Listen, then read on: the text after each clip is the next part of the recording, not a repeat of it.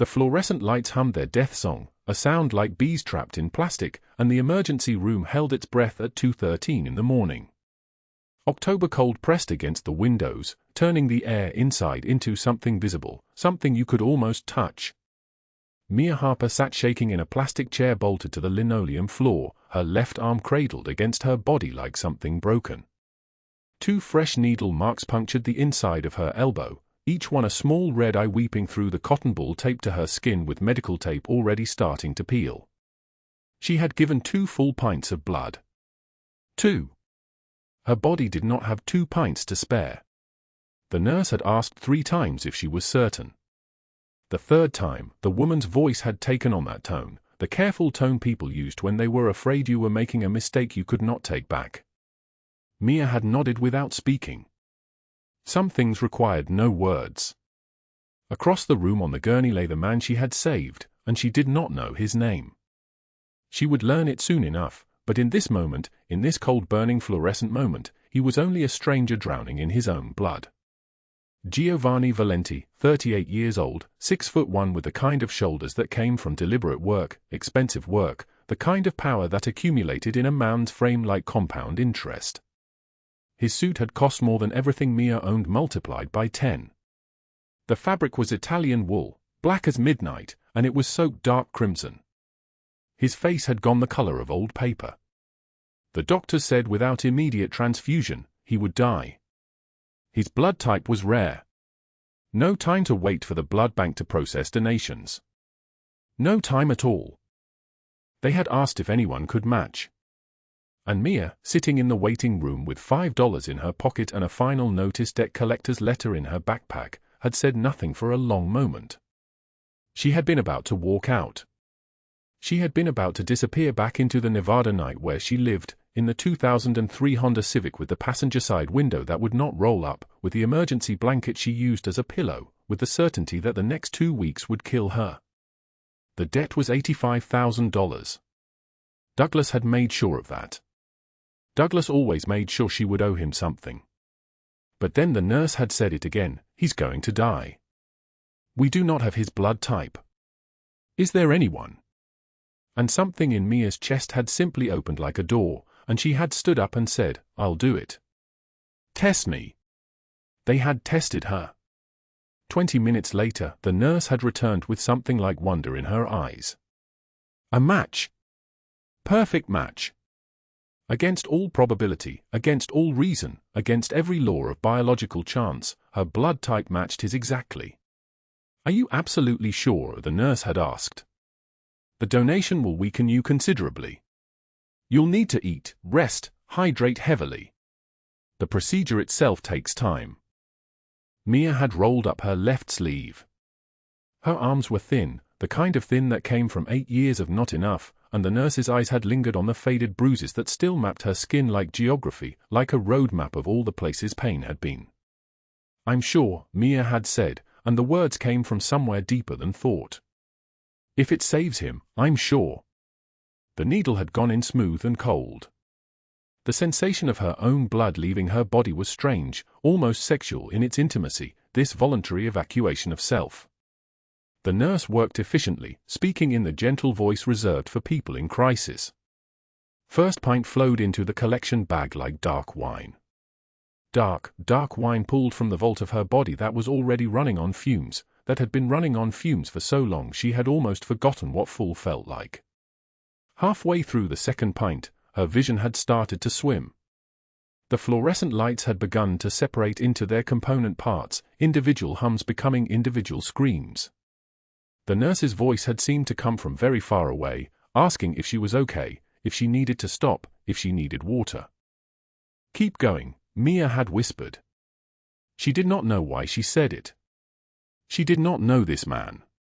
She did not know his name or his business or why someone had put a bullet in him that required him to be carried into an emergency room at 2 in the morning bleeding like a broken animal. But something in her, something that had survived 8 years of Douglas, 8 years of hiding, 8 years of slowly being erased from the world, that something said keep going. The second pint filled the bag. The needle came out. The nurse pressed the cotton ball to her skin with firm, practiced pressure, and Mia's head spun like a carnival ride spinning too fast, like she was falling upward into the bright fluorescent void. She had been guided to this chair and left here with instructions to remain seated, to not move too quickly, to drink water from the paper cup they had placed in her shaking hands. She did not drink the water.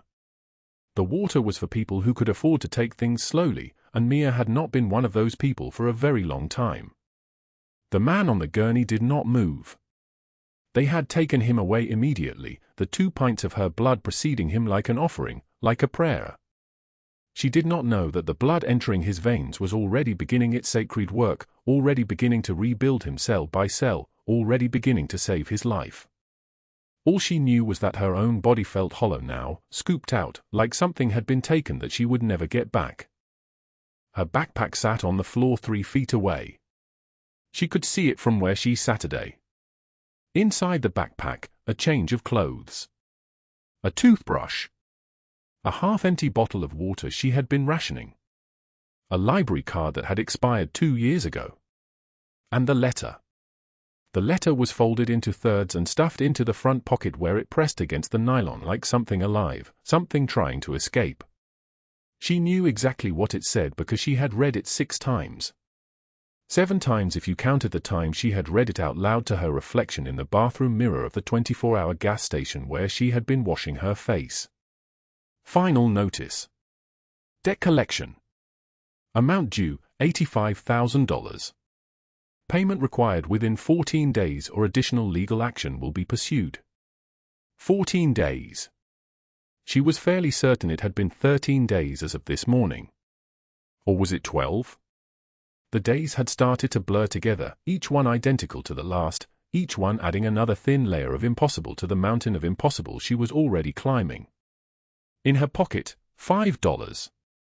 A $5 bill wrinkled from being carried for 3 days, waiting to be spent on something she could not go without.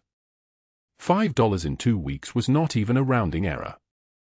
$5 was the price of a coffee and a pastry at a decent place, or a sandwich and a soda at a cheap one. $5 was nothing. $5 was everything she had left in the world. The man on the gurney had been wearing a watch.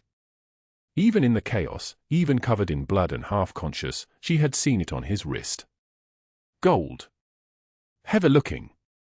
Worth probably more than the $5 in her pocket multiplied by 1,000, maybe 10,000. Maybe more. She did not know how to price watches. She did not know how to price anything anymore except in terms of survival. Can I eat? Can I sleep? Can I avoid being found? She closed her eyes. The fluorescent light seemed to burn through her eyelids anyway, turning the darkness behind her eyes into a shade of yellow that did not exist in nature. The hum of the lights became a sound she could almost shape into words. Almost. I would die for you, and I barely know your name. That is what she had whispered to the unconscious man on the gurney as they were wheeling him away. The words had come from some place in her that was not conscious, not deliberate, not safe. They had simply appeared in her mouth like they had been waiting there all along, like they had been waiting for a moment when she was weak enough and hollow enough to say them out loud. She had surprised herself. She did not have words like that anymore. She had learned, over 8 years with Douglas, to swallow her words, to shape them into acceptable things, to make herself small enough that her voice would not take up any air. But somehow, in that moment, with her blood leaving her body and entering his, she had found a sentence that wanted to be spoken. The cold seeped through the hospital window and wrapped around her shoulders like hands. She shivered. Outside, Las Vegas sprawled in its eternal night, all neon and chrome and people who belonged somewhere, who had somewhere to go, who were not washing their faces in gas station bathrooms and giving blood to strangers they would never see again, who were not counting down the days until someone came to collect a debt that could never be paid. But what she did not know, what no one in this hospital knew, was that the man on the gurney was not a stranger at all. He was Giovanni Valenti, and he controlled the largest criminal enterprise in Nevada. He had 300 men in his employ. He had business interests in casinos, in restaurants, in shipping, in things that were not named because they could not be. He had a 7-year-old daughter named Emma who had his dark eyes and his stubborn mouth. He had enemies who would have paid $1 million just to see him bleed. He had killed men. He had ordered the deaths of men. He had built an empire in the shadows where the law did not reach, and he had done it all with a single principle: you took care of your people, and your people took care of you. In 72 hours, everything would change. In 72 hours, the daughter would run into traffic, and Mia would be there. She would pull the child to safety without knowing whose child she held. She would perform this act of grace not because she knew who he was, but because she had learned, long ago, that some things you do anyway, even when the cost is impossible. Now, though, in this cold emergency room with its humming lights and its smell of antiseptic and fear, Mia simply sat in her plastic chair and waited. She waited for her blood to do its work. She waited for her body to remember how to function on whatever was left inside it. She waited in the way that the powerless wait, with the simple acceptance that time would pass regardless of her consent, that the days would come whether she wanted them to or not. Outside, the November wind tore through the Las Vegas streets like a blade wrapped in ice. 48 hours before that hospital room. 48 hours before Mia Harper's blood would save a life she could not afford to give. The November wind tore through the Las Vegas parking lot like a blade wrapped in ice. Dead leaves skittered across the asphalt behind the defunct shopping center on East Flamingo Road, and inside a 2009 Honda Civic, Mia Harper's eyes opened at exactly 5:19 a.m. She did not need an alarm.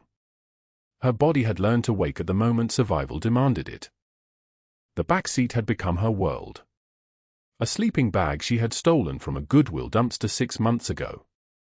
2 shirts folded in the corner. 1 pair of jeans with a torn seam she kept meaning to stitch. A backpack containing everything else she possessed, a photograph of her mother who had died 3 years ago, a library card she no longer used, and a white envelope stamped in red letters that read "Final Notice." The letter was from a debt collector. $85,000. Douglas Hale's amount. The number he whispered into her ear every time he held her down. "You owe me.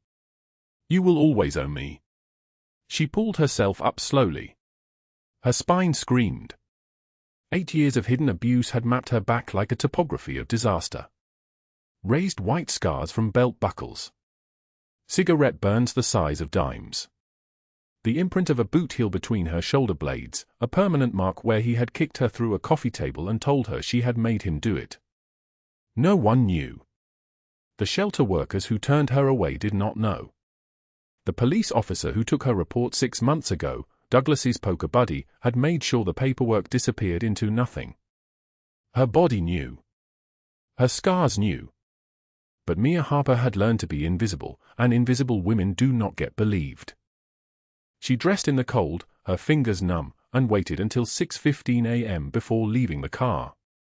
The Shell station was a 5-minute walk. She went to the bathroom and stood at the sink in front of a mirror that showed her a stranger. 29 years old but looking decades older. Dark hair pulled back in a braid so tight it hurt. Eyes that had learned not to hope for anything. She washed her arms. She washed her neck. She washed her face with paper towels and hand soap, the water so cold it made her gasp. A woman in business clothes entered, saw Mia standing there in her thin jacket and worn jeans, and wrinkled her nose like she had smelled something dead. The woman left without washing her hands. Mia did not react. She had become used to being the thing people looked through. In her backpack, that final notice letter felt heavier than it should. $85,000 in 14 days. Douglas had given her a deadline. Pay him or he would report her to the police for crimes she had never committed. He would tell them she stole from the restaurants where she used to work. He would tell them she was unstable, dangerous, a thief. Who would they believe? A woman with nothing or a man who owned half the real estate in this city? At 11:24 a.m., Mia sat on a bench outside the Las Vegas Public Library with $5 in her pocket. $5 was supposed to last her 3 more days. She was calculating how far it could stretch when she saw the black sedan roll past, moving slowly through the parking lot like a predator circling. Douglas Hale was behind the wheel. Sunglasses on even though the day was overcast. His hands on the steering wheel, relaxed, confident. He did not honk. He did not stop. He did not need to. The message was clear and loud as a gunshot in the silence. I know where you are. I will always find you. She thought about the first day she met him. Coffee shop where she worked as a barista 8 years ago. He had ordered an Americano and told her she was the most beautiful thing he had ever seen. He had bought her flowers. Yellow ones. She remembered because he had told her later that the yellow meant he owned her now, that she was his possession in that color, and she had believed him because she was 21 and lonely and did not know that love was not supposed to hurt. 6 months into their relationship, he had hit her for the first time because she was 2 minutes late coming home from work. His hand around her throat in their apartment. His voice like venom, you made me do this. You embarrass me. You owe me. She had tried to leave 50 times. He had found her 49 times. The last time, 2 months ago, she had driven to Las Vegas with nothing but her car and the clothes on her back. For 2 months, she had believed she was finally invisible to him. The black sedan rolling past the library told her she was wrong. At 2:41 p.m., she called a women's shelter from a payphone on Las Vegas Boulevard. Her hands were shaking. I'm calling because I need help, she said again, the same words, the same quiet voice. The woman on the other end took her name and put her on hold. When she came back, her tone had changed. It was careful now. Cautious. I'm very sorry, but I cannot process your application. We have a note in our system. I cannot accept intake from anyone with that last name right now. Mia did not ask why. She already knew. Margaret Harrington, the wealthy socialite who owned 2 charities and hosted lavish galas in the high-rise towers downtown, had spent 8 years spreading a single story about Mia Harper. Con artist. Thief. Unstable. Dangerous. Untrustworthy. Margaret had never met Mia. She had only met her business partner Douglas Hale at charity events and country clubs, and when he had mentioned the problem of his ex-girlfriend causing complications, Margaret had decided to solve it the way wealthy people solve inconvenient problems. She had erased her. A word here at a gala. A mention there at a benefit dinner. Mia Harper steals from employers. Mia Harper is unstable. Mia Harper is someone we do not accept into our organizations. By the time Mia had tried to flee to Las Vegas, her reputation had preceded her like a curse that could not be erased. No shelter would accept her. No employer would hire her. No one would believe her story because Margaret Harrington's version had been told first, told often, told by a woman who wore diamonds and smiled behind a champagne flute and said, so regrettably, that this poor girl had problems. The afternoon stretched out like a sentence with no ending. Mia sat in the library and read job listings she could not apply for because no one would hire her. She drank water from the bathroom tap to quiet the hunger in her stomach. She watched the clock move from 3:02 p.m. to 4:06 p.m. to 5:38 p.m., and she did not know that across the city, in a private hospital suite, a man was dying. Giovanni Valenti lay on a mahogany desk in his penthouse office, bleeding from 3 gunshot wounds. His shirt was open. His chest was exposed. 2 of his oldest men, Bruno and Dario, were shouting into their phones, trying to get the hospital ready, trying to figure out how to move a man who was losing consciousness and could not be seen. The city's hospitals had security cameras. The police department had spies embedded in the medical staff. There was no safe place to take him where questions would not be asked, where his name would not be reported to the FBI agents who had been trying to bring down his empire for 3 years. Bruno pressed his jacket against the wound over Giovanni's heart. The blood would not stop. There was too much of it, and Giovanni's breathing had become shallow, and Bruno was thinking what every man in that office was thinking: the family empire had just crumbled. Because Giovanni Valenti had a code, an old-fashioned way of thinking that made him anachronistic in a modern world. You took care of your people. You kept them safe. You never let the family business touch the innocent. His 7-year-old daughter Emma was asleep in the penthouse 2 floors below, protected by 4 guards. She did not know that her father was dying. She did not know that her uncle had orchestrated this assassination, that family loyalty meant nothing when power was the real religion, that the world she had grown up in was collapsing like a building struck by invisible forces. The blood pooled on the mahogany desk. Bruno made a decision. He called every blood bank in the city. He offered money. $50,000 for 2 pints of O-negative blood, no questions, no record, delivered to a private address in the next 4 hours. The blood banks turned him down. You could not buy blood like that. You could not move it outside the system. You could not hide it. But somewhere in the city, in a hospital emergency room at 2:13 a.m. the next morning, a woman with no home and no hope would walk through those doors and offer her own blood to save a stranger's life. She would not know who he was. She would not know that this single act of grace would become the hinge upon which her entire future would turn. She would simply do it because she had learned, long ago, that some things you do anyway, even when the cost is impossible, even when your body is running on fumes, even when you have nothing left to give. The night wind carried the sound of an ambulance siren through the Las Vegas streets, moving closer to a hospital where 2 people's lives were about to collide in the darkness. Neither of them knew it yet. Neither of them could possibly imagine that in 48 hours, everything would change. The October wind carried the sound of an ambulance siren through the Las Vegas streets, moving closer to a hospital where 2 people's lives were about to collide in the darkness. Neither of them knew it yet. Neither of them could possibly imagine that in 48 hours, everything would change. At 2:13 a.m., St. Mary's emergency room was a symphony of fluorescent lights and beeping machines.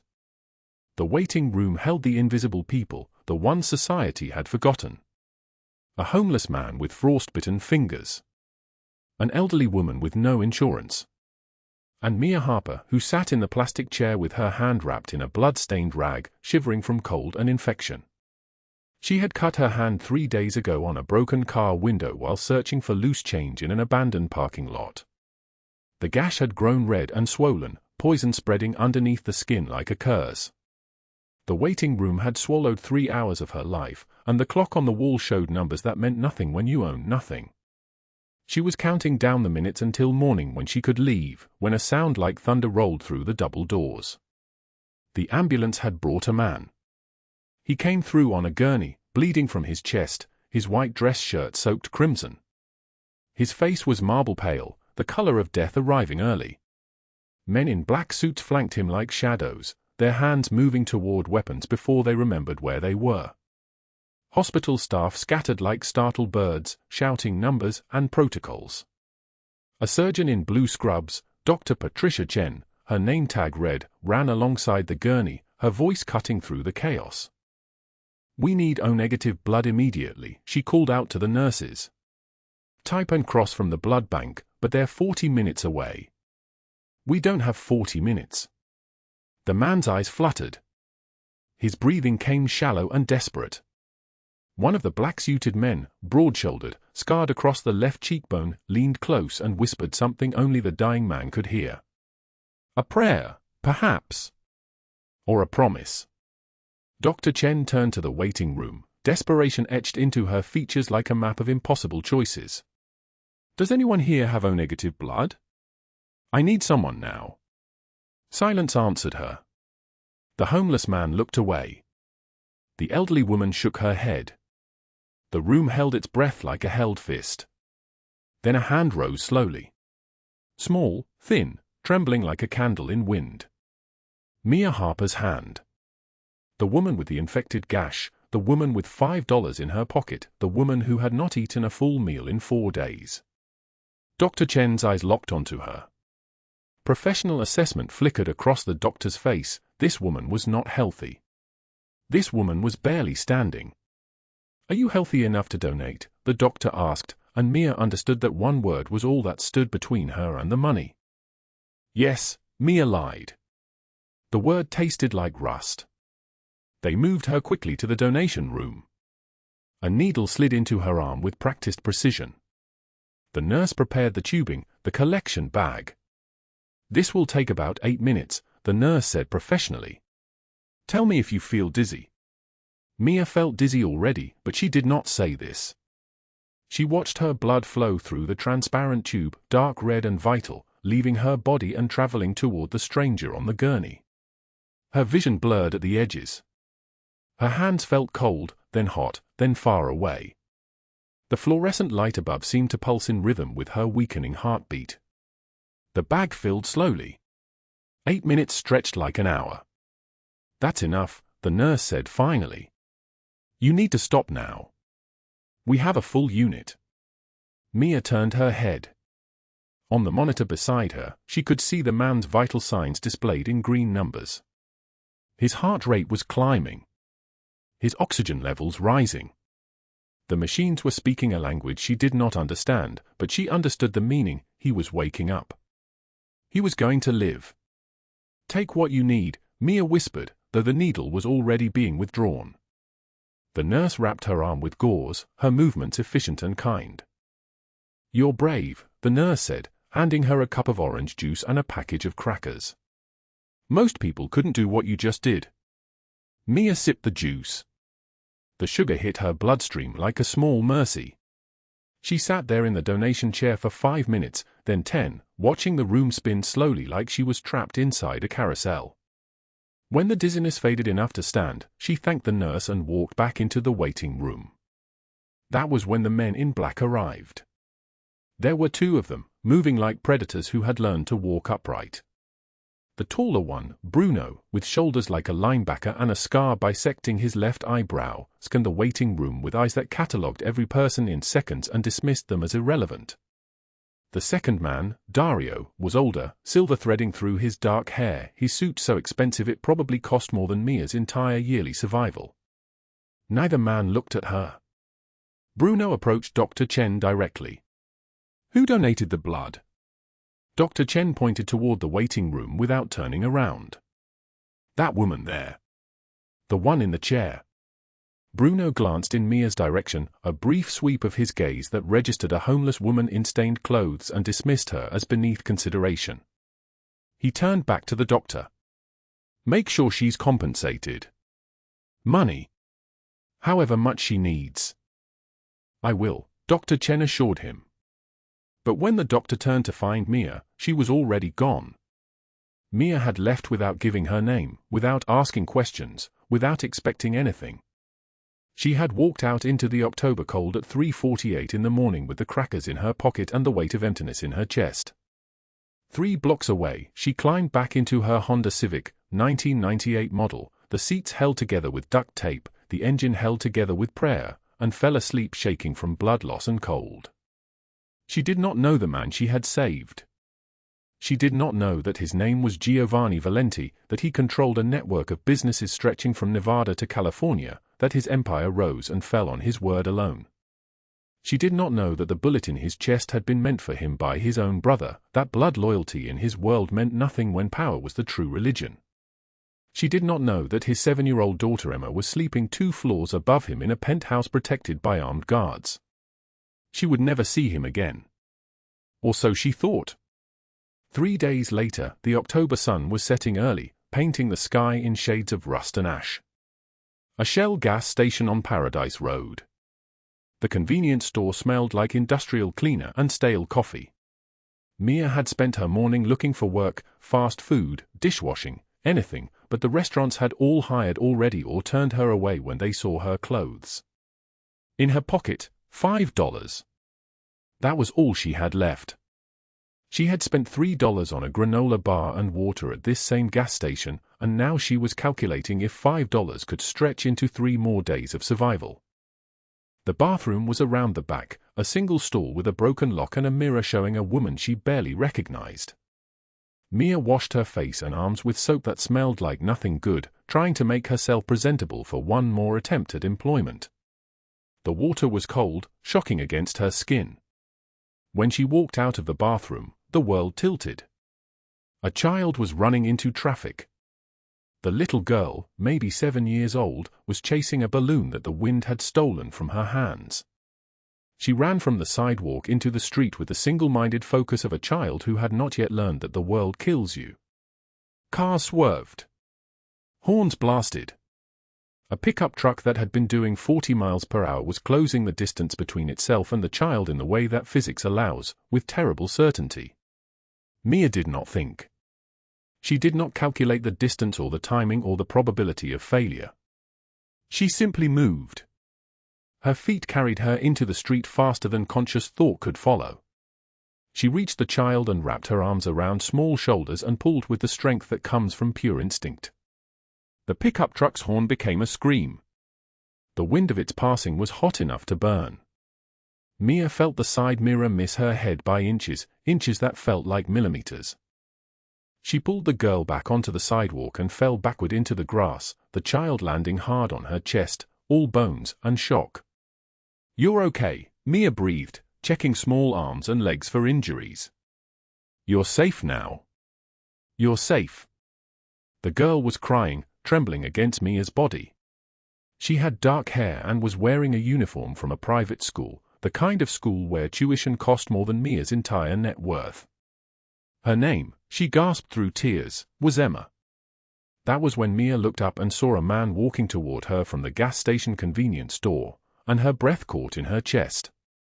He was tall, 6'2" or taller, with shoulders that seemed to carry the weight of entire continents. He wore a charcoal suit so perfectly tailored it must have been made for his specific frame, and beneath it, an open white shirt that revealed the kind of chest that belonged to a man who had never known weakness. His hair was dark, silvered at the temples, combed back from a face that was all sharp angles and dangerous beauty. A scar ran from his eye to his cheekbone like a blade had once tried to divide him in half and failed. His eyes were storm gray, and they were locked on Emma. In that moment, two things happened simultaneously. The man's face went white, the color of terror, and his hands reached toward weapons his suit concealed. Behind him, two other men in black suits moved forward, their fingers hovering near their jackets. Then the man saw Mia's face clearly, and something changed in his expression. Recognition.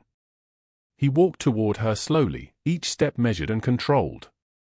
When he spoke, his voice was like thunder wrapped in velvet, deep and solid like an oath carved into stone. "You." Mia looked up, confused. She did not recognize him. He had been unconscious in the hospital, on a gurney, bleeding. She had only seen him for moments before giving her blood and disappearing. "Do I know you? 3 nights ago, you gave me your blood when I was dying." His voice did not change inflection, but something in it made the gas station attendant lock the doors from inside. "The doctor said you donated 2 pints. You saved my life." Emma clung to Mia's neck. "She saved me, Papa." The car was coming and she pulled me back. Mia stood slowly, backing away, her instinct screaming that she had stepped into a trap. She did not recognize this man, but she recognized the kind of power that radiated from him like heat from a furnace. This was not a man who could be hurt. This was a man who hurt other men. "I don't want anything," Mia said. "I just wanted to help." Giovanni watched her move like a wounded animal expecting a cage. He saw the backpack on her shoulder, the stained clothes that hung from her frame, the exhaustion carved into her face like someone had used her as a map of suffering. He saw the way she looked at Emma with tenderness, then looked away because she knew she had no right to such softness. Bruno appeared at his shoulder. "Boss, she left the hospital without giving information. We could not find her to compensate her." Giovanni did not look away from Mia. "What is your name?" "Mia Harper." The way she said it, quietly, like apologizing for existing, made something cold and dangerous stir in his chest. "Miss Harper, may I buy you dinner? As a thank you for saving both my daughter and my life." 1 hour later, they sat in a leather booth at Gino's Italian restaurant, the kind of place where the tablecloth was white linen and the candle between them flickered against the October cold that leaked in whenever the door opened. Emma sat beside her father, swinging her legs under the table, chattering about her mathematics lesson and how she wanted to learn to paint. Giovanni listened with the attention of a man for whom the world usually existed to serve him, but who had learned that Emma existed for him to serve. Bruno and Dario stood 10 feet away, watching this impossible scene unfold. In 15 years of working for Giovanni Valenti, neither man had ever seen their boss sit beside anyone like this, gentle, patient, human. It was as if a statue had suddenly learned to smile. The food arrived. Mia tried not to eat too fast, but her body betrayed her. Each bite was rationed in her mind, each swallow a negotiation with hunger that had lived inside her for years. Giovanni noticed. His eyes tracked how carefully she moved her fork, how she paused between bites as if remembering to breathe. He signaled the waiter without breaking eye contact with her.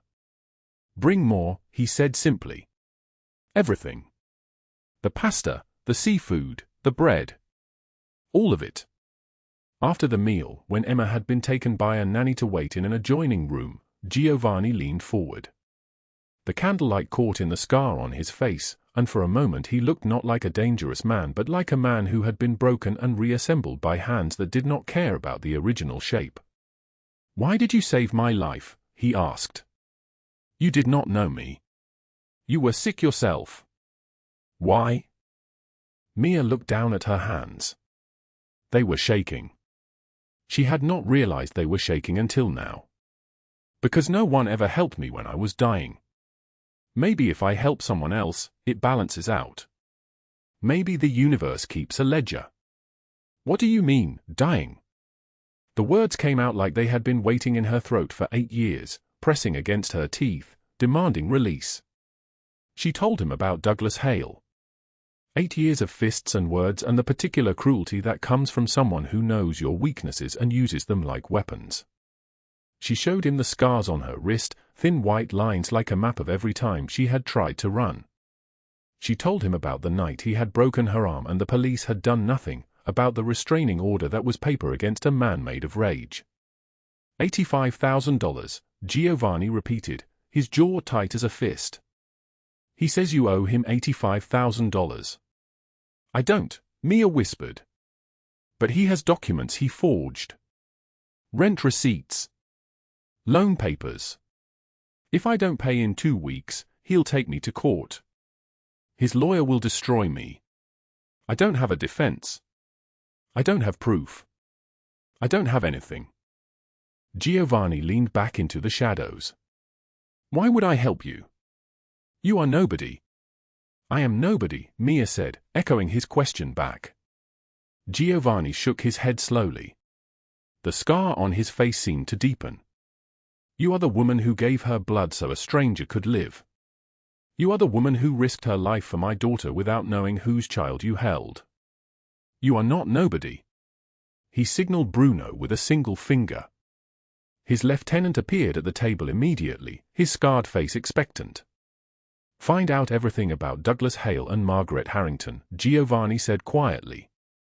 "I want their lives documented by sunrise. Financial records, properties, business dealings, who they pay, who pays them. Everything. I want to know what they had for breakfast and who they lied to about it." "Yes, boss," Bruno said, and disappeared into the night. Mia watched him go, understanding nothing except that she had just caused something terrible to set in motion. Something that could not be stopped. What she did not know was that at that same moment, Douglas Hale sat in his luxury high-rise condo, drinking scotch that cost more than her monthly survival, when his phone rang. One of his cop friends. One of the men he paid to look away. "Douglas, Giovanni Valenti had dinner with some homeless woman tonight. His men are asking questions about you." The silence that followed was the silence of a man realizing he had made a terrible mistake. "Valenti? The Valenti? Yeah. I'd be careful." Douglas hung up and called Margaret Harrington immediately. Margaret answered on the second ring, her voice sharp as broken glass. "This better be important. Giovanni Valenti is protecting Mia Harper." Silence. Then, with a coldness that made Douglas's blood run cold, "That's impossible. She's nobody. She has nothing. His men are investigating us. If they find our financial connections, then we move faster," Margaret interrupted. Her voice became something darker, something that wore a woman's shape but was made of older, crueler things. That girl has been a thorn in my side for 8 years. If Valenti wants to protect her, fine. Let him watch her die."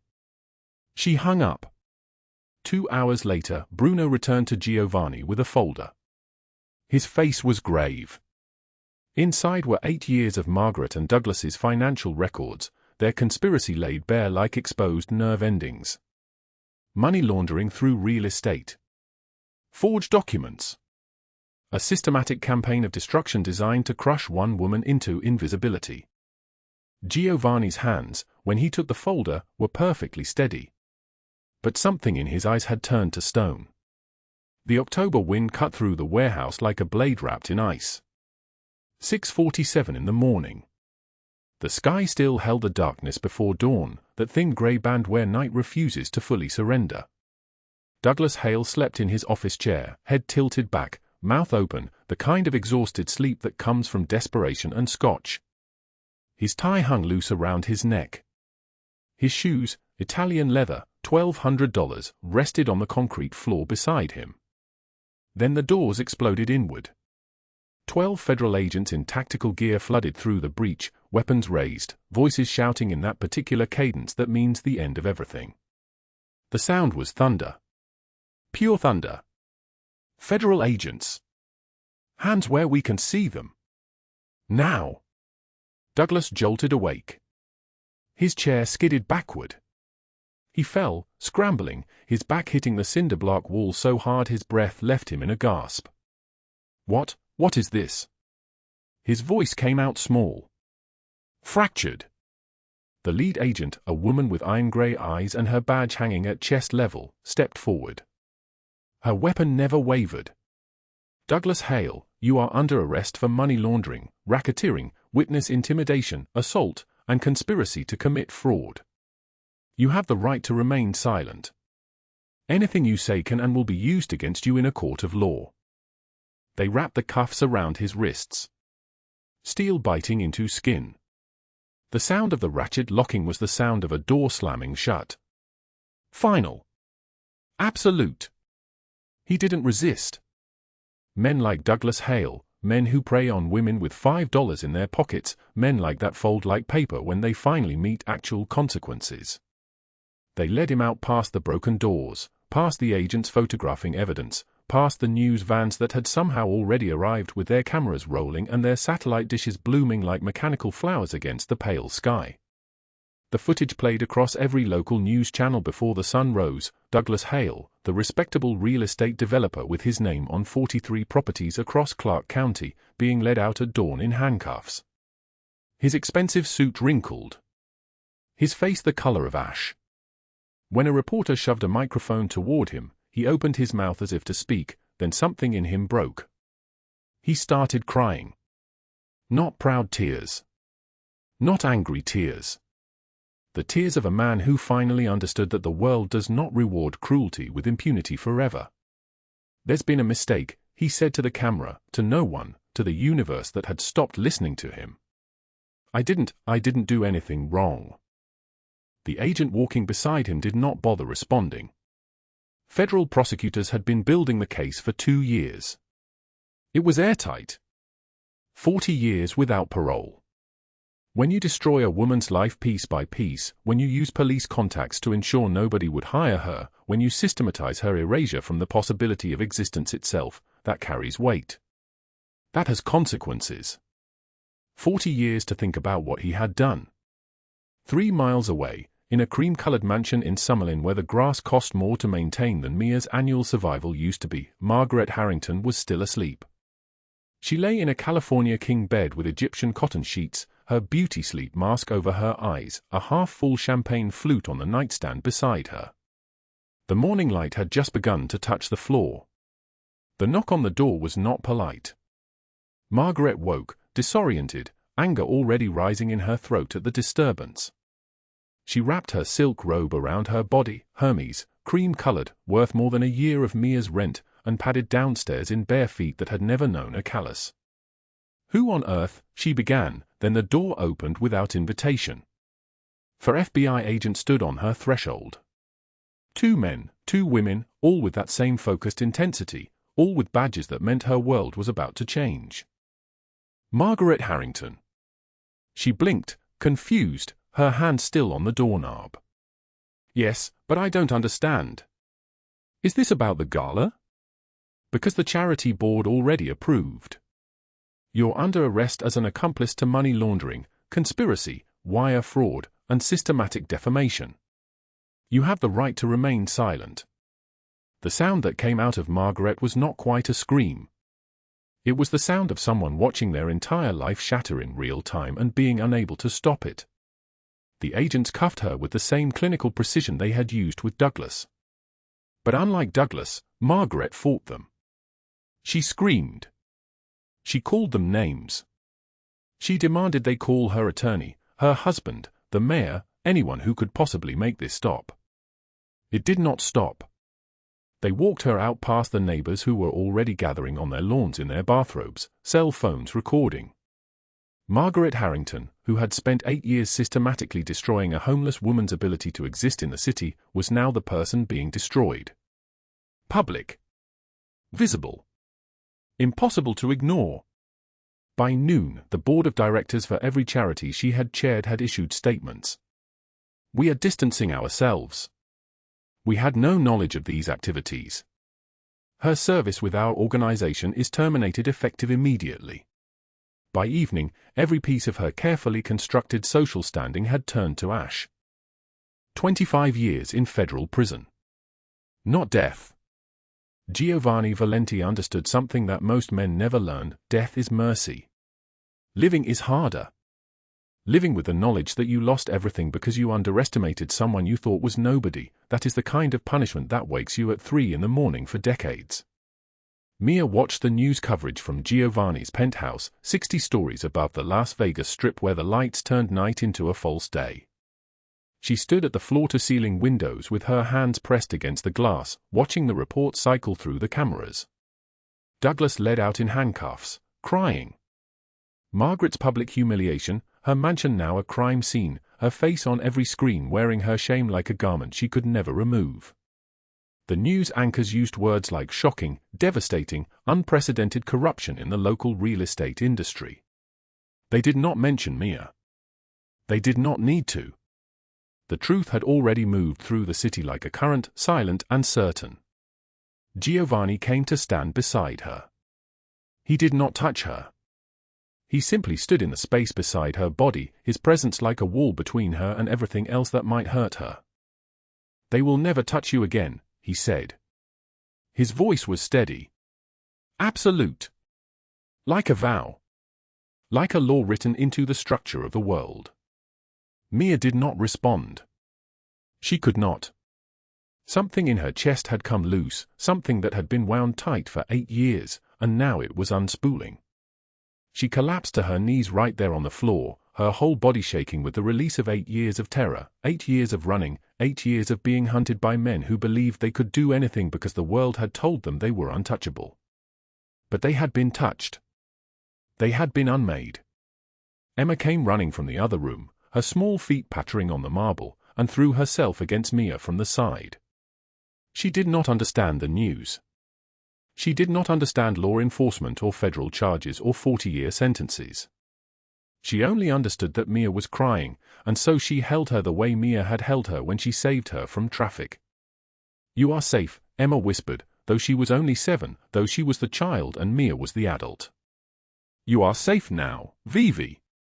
I will not let anyone hurt you."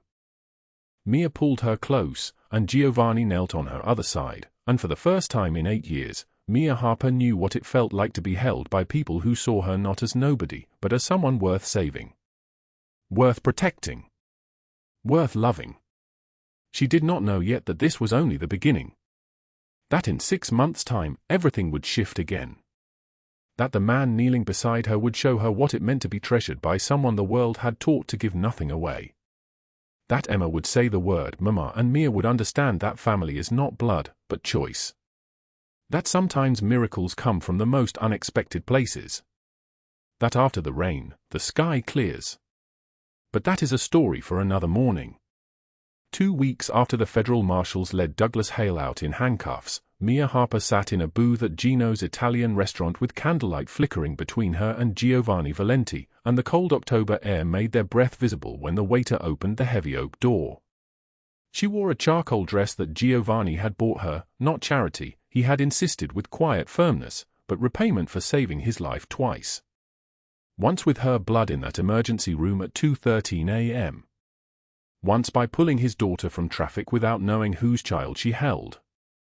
Giovanni leaned forward across the candlelight, his storm-grey eyes steady and unblinking. He was 42 years old, 6 foot 3 inches tall, with dark hair silvered at the temples and a scar running from his left eye to his cheekbone like a knife stroke frozen in time. Gold rings sat heavy on his fingers. His tailored suit, black as midnight, cost more than everything Mia had owned before that emergency room night. "The debt is gone," he said, and his voice was deep and solid like an oath carved into stone. "Douglas's lawyer tried to file the lawsuit yesterday. Before the federal charges landed, he would have crushed you with it. $85,000 hanging over your head like a guillotine blade. But the documents were forged, Mia. All of them. Forged and predatory. You owe nothing." Mia set down her wine glass with trembling fingers. She did not speak. The silence stretched between them, heavy with the weight of 8 years finally lifted. "Why did you do this?" she whispered. "You barely know me." Giovanni reached across the table and took her hand. His palm was warm, his touch careful as if she might shatter. In that moment, he was not the man his soldiers feared. He was not the man who had built an empire on loyalty purchased through violence. He was simply someone who understood what it meant to be saved by a stranger. "You gave me your blood when you had nothing left to give," he said. "You saved my daughter without knowing who she was. You asked for nothing. Wanted nothing. You are the first person in 15 years who helped me without calculating what you might receive in return. That is rarer than any treasure I own." Bruno and Dario watched from across the restaurant, positioned near the kitchen entrance with the casual surveillance of men trained never to truly relax. Bruno leaned toward Dario and murmured, "In 15 years working for him, I have never seen him like this." His voice carried shock, the tone of a man witnessing something unprecedented. Dario nodded slowly, understanding what they were both seeing. Their boss, the most feared man in Nevada, was vulnerable. She had made him vulnerable. Mia pulled her hand back gently and pressed her palms flat against the table. "There is something I need to tell you. About the scars. About everything." She told him then, in a voice that trembled like a candle in the wind, about the 8 years that preceded the emergency room. About Douglas Hale's fists and his promises to change, promises that dissolved the moment his hands curled into rage. About the nights she pretended to sleep so he would not hit her face where the bruises would show at the diner. About Margaret Harrington, the wealthy socialite and Douglas's business partner, who had systematically destroyed Mia's reputation across the city, spreading lies that ensured no restaurant would hire her, no shelter would accept her, no one would believe her when she finally tried to report the abuse. "The scars run in every direction," Mia said quietly. "Like a map of hell drawn on my back." She lifted her dress slightly, and Giovanni saw the white lines crisscrossing her skin, a topography of survival. He did not look away. He did not flinch. He simply held her gaze and said, "You survived. That makes you stronger than most soldiers I command." The waiter returned with plates of handmade pasta, and the moment shifted. Emma burst through the kitchen door, her dark hair tied back with a ribbon, her 7-year-old face flushed with pride. She had spent the last hour helping the chef prepare the sauce, her small hands moving with concentration as she stirred the tomato and basil mixture. Mia, I helped make this," she said, climbing onto the seat beside Mia. "The chef said I was very good. He said I have magic hands." Mia pulled her close, pressing a kiss to the top of her head, and Emma looked up with sudden intensity. "Mia, will you come to my school play next week? Please? You will come, will you not?" The question hung in the air like a held breath. Mia looked at Giovanni, uncertainty written across her face. Emma had asked her to come to her school, to sit among the other parents, to be claimed as hers in front of the entire second-grade class. Giovanni nodded once, a single gesture of permission and something deeper. "She is family now," he said quietly. "Family comes to school plays." Mia's eyes filled with tears. She did not cry. Her tears had dried up somewhere on a Greyhound bus years ago. But now they came anyway, spilling over her lower lashes, and she could not stop them. Family. The word tasted foreign in her mouth, dangerous and bright like touching electricity. 3 hours later, Giovanni walked Mia to the penthouse apartment on Charleston Boulevard. The elevator climbed in silence, and when the doors opened on the 34th floor, the space stretched before them like a dream constructed from marble and light. Floor-to-ceiling windows revealed Las Vegas glittering below them, 1,000 lights spread across the desert like scattered stars. "This is yours," Giovanni said. "The penthouse. Your name is on the lease. No rent. No expiration date. Just a safe place where no one can find you unless you want them to." Mia walked to the window and pressed her palm against the glass. The city was cold beneath her skin, or perhaps her skin was cold from something deeper. From disbelief. From the novelty of safety that did not come attached to strings or expectations or the threat of abandonment. "Why are you doing this?" she asked again. Giovanni stood behind her without touching her, respecting the space between them. "Because you saved my life. Because you saved my daughter. Because the world told you that you were nobody, and you believed it, and that belief was a lie." She turned to face him then, and neither of them spoke. The silence between them was not empty. It was full of everything unsaid, gratitude and sorrow and something else that neither of them had names for yet. Something that might become love if they were patient enough to let it grow. 6 months later, Mia stood at that same window wearing professional clothes, a blazer in deep blue, slacks that fit perfectly, shoes with heels that made her feel like the woman she was becoming rather than the ghost she had been. Her job at the non-profit was simple. She listened to other women's stories of abuse and helped them understand that survival was not weakness. That scars did not define value. That miracles came from unexpected places. The school auditorium was warm with bodies and anticipation. Mia sat between Giovanni and Bruno, her hands clasped tightly in her lap. On the stage, Emma stood in a white princess gown, her small voice carrying across the auditorium as she delivered her lines. She was not the loudest child. She was not the most polished performer. But when she looked out into the audience and found Mia's face, she smiled like the sun breaking through clouds. When the play ended and Emma came running to them, Giovanni reached over and took Mia's hand. He did not ask permission. He simply held it, and she did not pull away. Later that night, back at Gino's in the same booth where everything had shifted, Giovanni slid an envelope across the candlelit table. Mia opened it with trembling hands. Inside were 3 things: ownership papers for the penthouse apartment, a check for exactly $85,000, the precise amount Douglas had claimed she owed him, now hers to do with as she wished, and a handwritten note in Giovanni's precise script: "You were never nobody. You were always everything. G." She looked up, tears streaming down her face, and could not speak. Giovanni reached across and gently wiped her tears with his thumb. "You do not have to say anything," he said softly. "Just know that you are safe. You are valued. You are loved." That last word hung in the October cold like a promise. Not romance yet, though that might come. But the profound love between 2 people who had found each other in darkness and chosen to walk toward light together. Outside the restaurant, dead leaves skittered across the parking lot, chasing each other in circles. The wind cut sharp and cold through the November night. Emma ran ahead, laughing as she tried to catch the leaves in her small fists, and Giovanni looked at Mia with an expression of such peace that Bruno, watching from the black SUV, understood that his boss was no longer the man he had been. Giovanni pulled Mia close as they walked toward the car, and he spoke the final words of a story that had begun in an emergency room at 2:13 a.m. After the rain, the sky clears. And sometimes miracles come from the most unexpected places. Mia leaned her head against his shoulder and believed him. If this story touched your heart, please subscribe to the channel, like and share this video with the people you love. Every comment you leave is a precious source of motivation. We wish all of you good health, a joyful life, and days filled with peace.